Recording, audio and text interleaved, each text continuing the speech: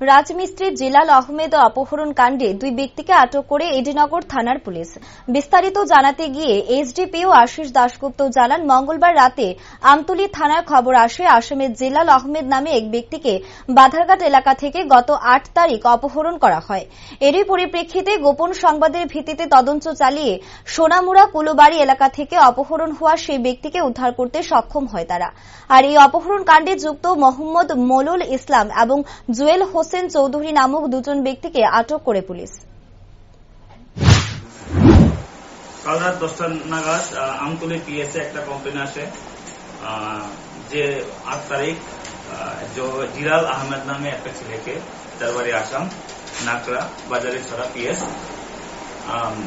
Badharghat area থেকে কিছু লোক কিডন্যাপ করেছে।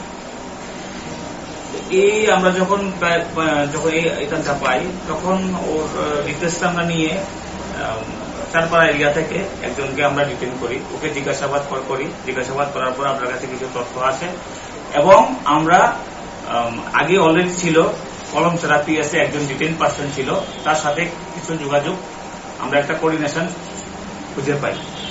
তখন আমরা আমাদের এসপি স্যারের তত্ত্বাবধানে এবং সুপারভিশনে এডিশনাল এসপি আরবান স্যারের নেতৃত্বে আমরা এসডিপিও সোনামুড়া ওসি কলমছড়া সাহায্য নিয়ে আমরা জয়েন্টলি একটা রেড করি কলমছড়া পিএস এর আন্ডারে এবং সোনামুড়া পিএস এর আন্ডারে।